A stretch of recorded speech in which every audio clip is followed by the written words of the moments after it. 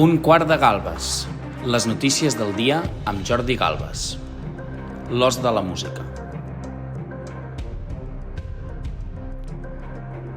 Bon dia. Bon dia i bona hora. Gràcies per seguir aquí l'essencial de la informació. La calor comença a baixar avui. S'esperen llamps i trons i xàfecs que aniran perseguint les hores de sol. Avui tindrem el plou i fa sol de les Bruixes, des de l'Aran fins a la Catalunya Nord, i des de Solsona i Cervera fins a Barcelona, on sembla que un paquet important d'aigua de pluja podrà netejar una mica la brutícia i els pecats de la gran ciutat. Pluges i sol s'esperen també a les Terres de l'Ebre, al Maestrat, des de les muntanyes fins a Peníscola. També a l'Almillars, mentre que la resta del país potser hi haurà algun núvol negre a Pollença, a Mallorca. Les temperatures baixen una mica. Avui torna a ser la Costera i Xàtiva la zona més calenta, amb 40 graus. Però després ja ve l'Empordà, perquè l'Empordà supera el Segrià. A l'Empordà, a Figueres tindran 37 graus i un grau menys, 36 a Lleida. La mateixa temperatura que a Girona, als Serrans i a Elda. 35 a Manresa, 34 a l'Alguer a Sardenya, 33 a Perpinyà, 32 a Ciutat de València i a Palma i també a Manacor. 31 graus tindrem a Barcelona i a Alacant. 29 graus a Menorca, són les 7:02, i Catalunya ja fa estona que treballa. La situació internacional torna a ser la protagonista. A Catalunya tenim les petites misèries dels partits, els petits entreteniments, però vaja, no passa res a Catalunya que sigui d'interès internacional. En canvi, fora sí que passen coses que ens interessen a nosaltres. Turquia ha coordinat a Ankara, a la ciutat d'Ankara, a la capital, l'intercanvi de 26 presoners de 7 països entre Rússia i els països occidentals. Un intercanvi que inclou el periodista nord-americà Evan Gershkovich. Això és el que ha anunciat la presidència turca en un comunicat d'aquest dijous. També inclou el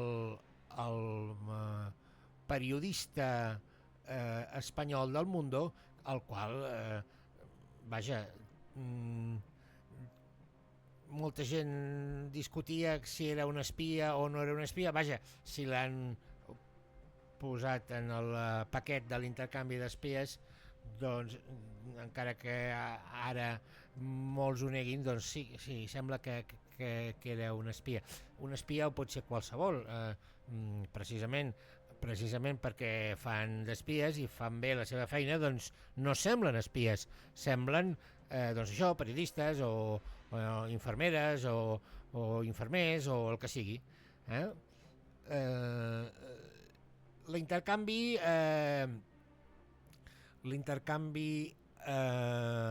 doncs s'ha produït a resultes de la intervenció de Turquia, que està fent de mitjancer en aquesta guerra d'Ucraïna, que molts dies ens oblidem de la guerra, però que continua sent una guerra important, una guerra que tenim aquí al costat d'Europa, dins d'Europa, vull dir, però que sobretot és important perquè un dels que lluiten és Rússia, i Rússia té armes nuclears, té un dels arsenals nuclears més importants del món. Aquesta, bàsicament, és la qüestió que ens preocupa, a part de les qüestions humanitàries lògiques de la mort cada dia de soldats i de civils d'una banda i de l'altra. Hi ha en aquest intercanvi de presoners, d'espies, doncs, persones dels Estats Units, d'Alemanya, de Polònia, d'Eslovènia, de Noruega i de Rússia, també d'Espanya.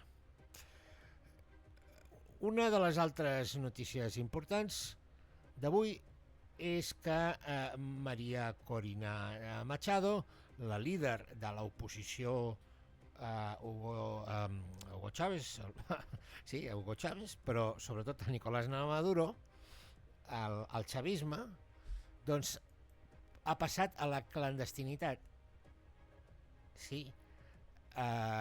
Diuen que els partidaris de Maduro diuen que ha guanyat la democràcia, la llibertat, l'antiimperialisme i tot això, no? Molt bé. I aleshores, si ha guanyat la llibertat i la democràcia i ha guanyat Maduro, com és que els opositors s'han d'amagar? Com és que Machado ha sortit dient que tem per la seva vida, per la seva llibertat i per la dels seus compatriotes? A través d'un article publicat al Wall Street Journal, Machado explica que es troba a la clandestinitat i que s'ha passat a la clandestinitat per continuar la seva lluita. És a dir, evita dir on és, viu amagada, sembla que és dins de Veneçuela però no es pot assegurar, i ho fa per protegir-se, perquè la podrien matar. El règim ja compta almenys amb 17 assassinats i amb més de 1.200 detinguts. A més, hem de tenir que el propi president de la dictadura, Nicolás Maduro, va amenaçar directament a la líder opositora María Corina Machado, com vam comentar ahir. Si li passa res a Machado, podem, lògicament, fer-ne responsable a Nicolás Maduro, perquè va ser Maduro qui la va amenaçar. En el seu article, en l'article publicat als Estats Units, María Corina Machado diu que tem per la seva vida, per la seva llibertat, per la dels seus compatriotes, i que tem que s'intensifiqui la dictadura de Nicolás Maduro. Explica que mentre està escrivint aquestes paraules la podrien detenir en qualsevol moment. Machado diu que els veneçolans han fet el que havien de fer. Han expulsat el senyor Maduro. S'han rebel·lat contra un règim en el qual el president és el que es presenta a les eleccions, però també és el que compta els vots. I a més, és un president que compra una part dels vots. Això no tindria massa importància si no fos que la comunitat internacional, la major part dels països, doncs continuen demanant a Maduro que demostri que ha guanyat les eleccions, que presenti les proves, que digui en quines meses, en quins col·legis electorals va treure tants o quants vots, quin percentatge, quants en va treure l'oposició. Vaja, la gent de la comunitat internacional, els diplomàtics i els polítics de tot el món que s'interessen per la situació a Veneçuela demanen a Maduro que ensenyi els números.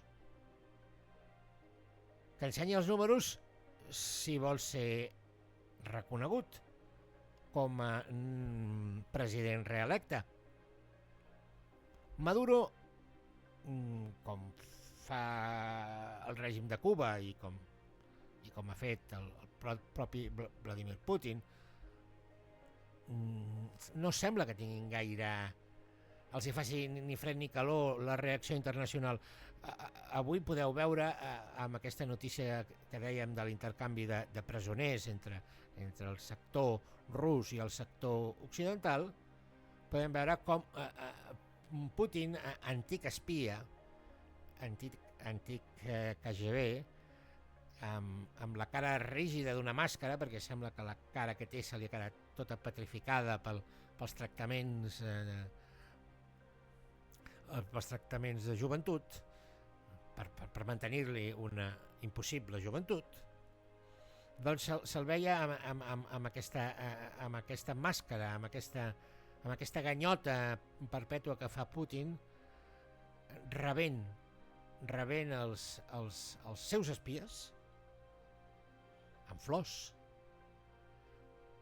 però amb una total indiferència del que pensi la comunitat internacional. Vaja, quan declares una guerra d'invasió a un país veí com Ucraïna és perquè t'importa bastant poc el que pensin els altres països, el que pensi internacionalment l'opinió pública.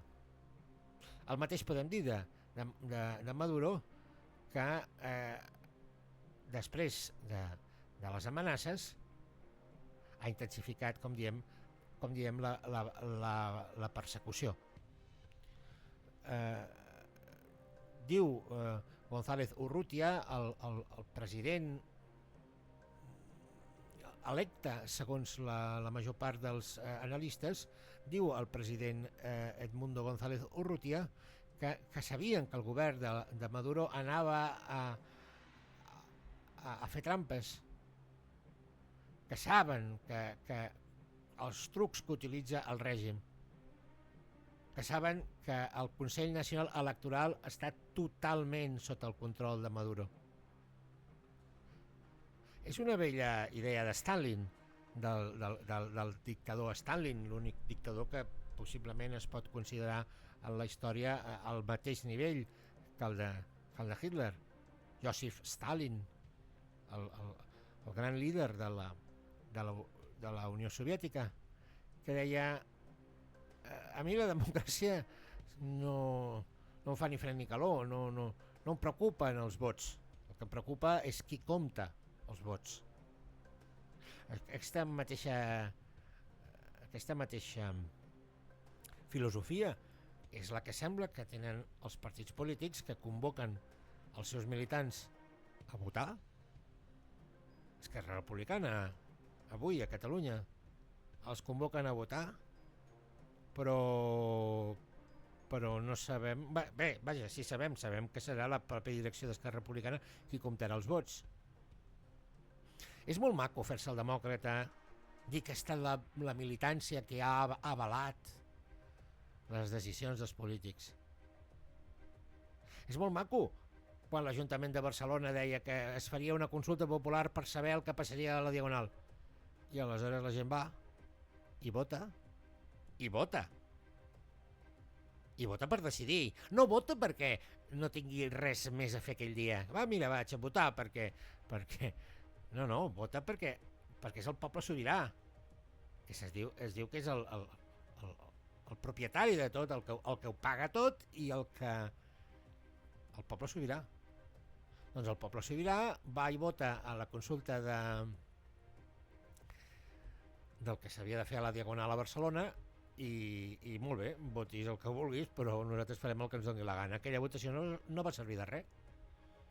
Van demanar a la Federació de Barcelona d'Esquerra Republicana que votessin i van suspendre la votació, la direcció, perquè no els agradava com anaven les coses i veien que perdien la votació.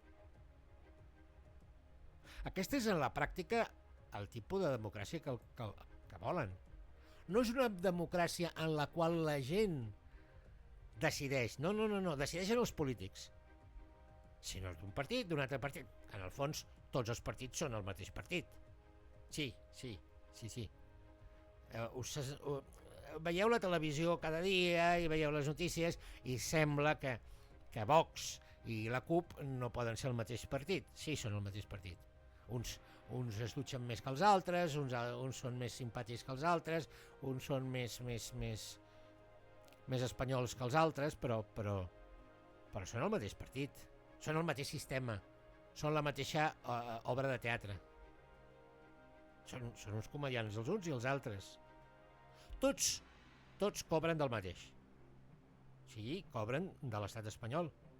Tots els partits en representació, en el Parlament, en l'Ajuntament, cobren de Madrid. I us asseguro que no cobren a canvi de res. Cobren per llei. Però quan t'acostumes a cobrar a final de mes, comences a trobar que els que manen que això de Madrid ja no és tan dolent com sembla. Ja no és tan dolent com sembla. Només volen que la gent voti perquè aplaudeixi. Perquè refrendi, com un referèndum. Perquè digui sí senyor. No és que jo mani perquè sóc un polític corrupte i he arribat. No, jo mano perquè la gent m'ha dit sí senyor. Per això volen que votis. L'única vegada que es va votar per dir el que volia el poble, que va ser el 1 d'octubre del 2017, per dir que volíem la independència, aleshores aquell vot no va valer. No. Van dir, heu votat independència? Ens és igual. I després s'omplen la boca de democràcia. És a dir, fixeu-vos l'enganyifa. És un país, Espanya, en el qual hi ha tants demòcrates que saben que 2,5 milions de catalans, 2,5 milions, no 2 catalans i mig, 2,5 milions de catalans, van sortir a votar el 1 d'octubre del 2017 i van votar independència. I aquests demòcrates diuen, això ens és igual.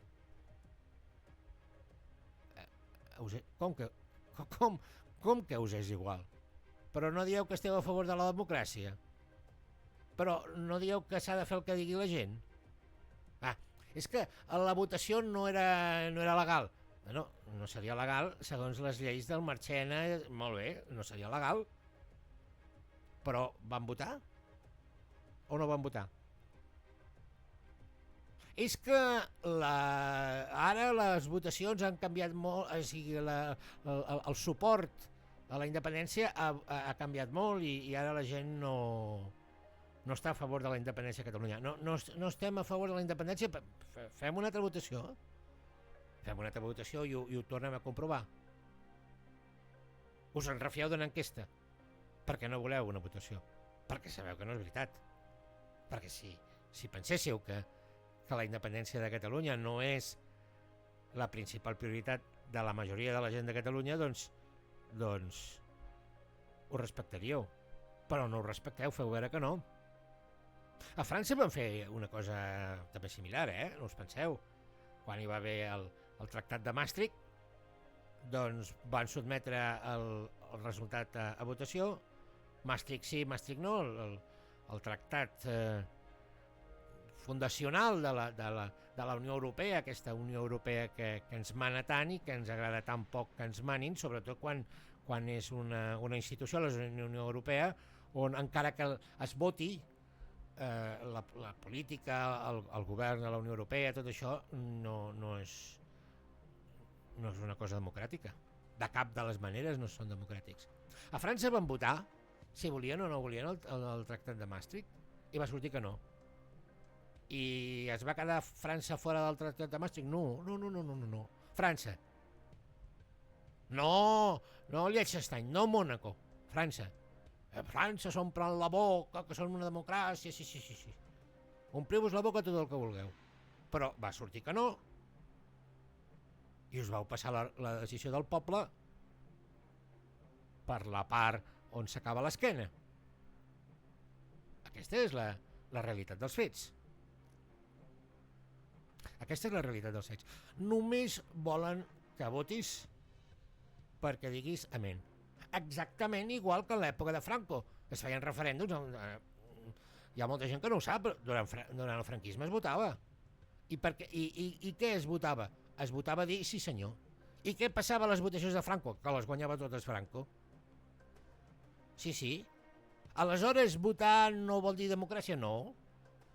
No. Una democràcia és quan votes i algunes coses més. I moltes coses més. Moltes coses més i molt importants. Perquè si només votes... I si només votes per aplaudir, no per decidir, per aplaudir una cosa que ja està decidida prèviament... Si només la teva veu serveix per dir sí senyor, el que tu diguis, a les teves ordres. És la democràcia que volia Franco, que vol Maduro, que vol la direcció d'Esquerra Republicana. La direcció d'Esquerra Republicana exactament la mateixa que volen els de Junts o que volen els de la CUP. Sí. No els interessa la democràcia, només els interessa manar a ells.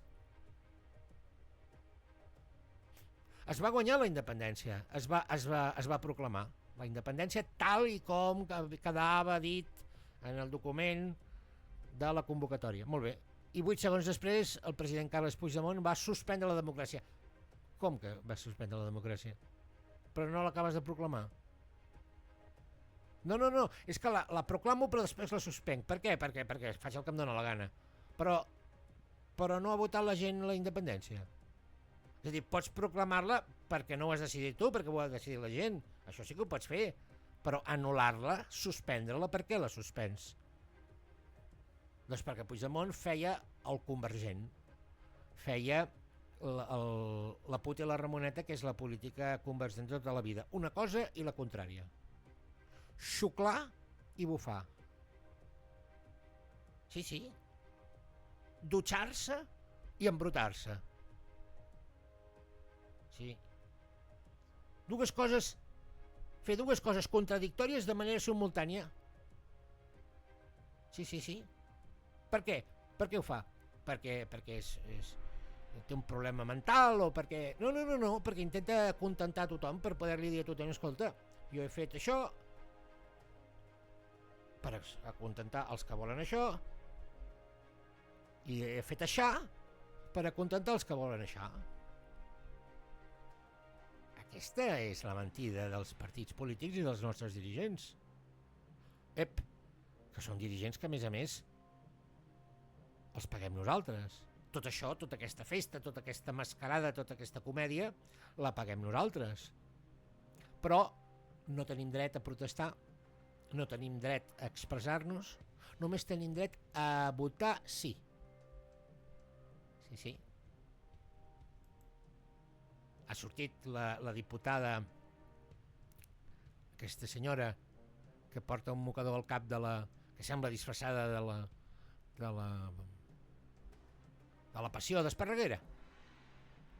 Ha sortit, ha fet un tuit, i què ha dit? Doncs que vota sí a l'acord amb el PSOE. Home, quina notícia, no ens ho haguéssim pensat mai. Exactament el mateix que Pere Aragonès, exactament el mateix que tots els que viuen de la pagueta. Exactament el mateix. I d'això li diuen democràcia interna. D'això en diuen democràcia interna. D'això en diuen valors republicans. És exactament el mateix que quan els capellans cometen actes de pedofília, de violació, contra nens indefensos, i a sobre parlen de valors cristians. És la mateixa hipocresia. La mateixa hipocresia. I de la mateixa manera que la hipocresia ha rebentat l'Església Catòlica per dintre, està rebentant Esquerra Republicana per dintre. Els problemes d'Esquerra Republicana no venen dels seus rivals polítics, perquè són exactament igual d'hipòcrites. Ho dic i ho torno a repetir. Junts, la CUP, el PSOE, tots són igualment hipòcrites. El problema és que el PSOE no havia promès a la gent que si sortia al carrer aconseguirien el socialisme. El PSOE fa molts anys que no promet res. Els d'Esquerra, que són més valents, més agosarats, juntament amb Junts, al costat de Junts, Esquerra i Junts van prometre la independència si la gent votava independència. Això no ho havia promès el PSOE. no havia promès res tangible, només prometen vaguetats. Polítiques transformadores que ens ajudin a tirar endavant a la nostra societat. Això i res és el mateix. Però una cosa concreta, la independència de Catalunya, això ens ho havien promès. Si sortíem al carrer i votàvem. Si ens enfrontàvem a la policia i ens deixàvem pagar. Es va fer. Tenim la independència o no? I aquestes persones que són les responsables d'aquest fracàs són les que pretenen continuar manant en els partits respectius. Esquerra i Junts. Això és com quan els líders del franquisme, com quan Fraga Iribarne, que havia estat ministre de Franco, amb les mans tacades de sang, va pretendre ser el cap de l'oposició de la democràcia espanyola. Sí, ho va aconseguir. I després pretenia ser president del govern. És a dir, pretenia ser un gran líder durant el franquisme i pretenia ser un gran líder durant la democràcia. Escolteu, a la vida no es pot ser de tot. No pots ser ballarina i bomber. Potser sí, hi ha alguna persona que ara m'escriurà o em trucarà i em dirà miri, jo sóc ballarina i bomber alhora. Però estareu d'acord amb mi que no és el més normal ni el que es demana. La gent ha de ser o una bona ballarina o un bon ballarí o un bon bomber o una bona bombera. Això és el que aconsella el seny i el pensament correcte, el pensament de tocar de peus a terra. No vull acabar sense comentar un missatge d'una persona que treballa en un hotel de Barcelona. Una noia treballa, una senyora, no ho sé, diguem senyora. Una senyora treballa en un hotel de Barcelona i a vegades els clients deixen comentaris. I el comentari que ha deixat és el següent sobre l'opinió general del que ha viscut en aquest hotel de Barcelona. Diu, buen aspecto y recepcionistas majos. Coma. Tens aquí, anem bé. Solo que hay una chica en recepción que es maja. Maja, Madrid, maja, la maja vestida, la maja desnuda. Hay una chica en recepción que es maja. Pero marca mucho, atención, marca mucho el acento catalán, coma. No sé si es sin querer o a propósito, pero es molesto. Final de la citació. Aquesta persona, aquest turista espanyol o espanyola, troba que els catalans que estan al seu servei en un hotel no fan prou enraonant-li en espanyol. També li molesta l'accent català. Perquè és massa marcat, és a dir, és massa catalana. Aquesta noia, tot i que enraona en espanyol, és massa catalana. I li molesta que els catalans siguin catalans. Per què he explicat aquesta notícia? Home, perquè bestieses cada dia n'hi ha un fotimer. Explico aquesta notícia perquè us adoneu, els que encara teniu dubtes, que fem el que fem els catalans per entendre'ns amb Espanya. Espanya no vol cap entesa en Catalunya. No vol cap comprensió, no vol cap unió, no vol cap harmonia. Vol la destrucció, la desaparició absoluta de Catalunya, de la seva gent i de la seva cultura. És un lloc extraordinari, Catalunya, vaja, una gran ciutat, Barcelona, unes viles i ciutats petites extraordinàries, el mar, la muntanya, és un lloc fantàstic. Només té un problema, està plena de catalans, i el que volen és que desapareguem. Desapareguem perquè fotem el camp, desapareguem perquè ens morim, o desapareguem perquè deixem de ser nosaltres. Ens convertim en espanyols. I sobretot no tinguem el mal gust d'enraonar en català ni enraonar espanyol amb accent català, perquè l'accent els molesta. Facis el que facis, per molt derrotat que et sentis, per molt servil que et sentis, per molt que et facin entendre que et perdonen la vida, no els agrades. No t'estimen, no et volen. Volen, això sí, la teva terra, el teu país, els teus diners. Però tu, el que ets tu, no volen de cap de les maneres i et volen eliminar. Et volen eliminar. Per això hi ha una allau d'immigrants sense límit. Per això el català a l'escola està completament destruït. Per això la identitat catalana està completament arraconada. El poble de Catalunya va gosar ser demòcrata i decidir el que volia, va decidir que volia la independència i no permetran que tornem a aixecar el cap.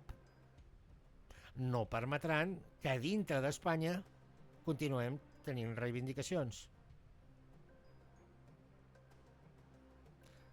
Parlem català i els molesta. Parlem espanyol i els molesta. Respirem i els molesta.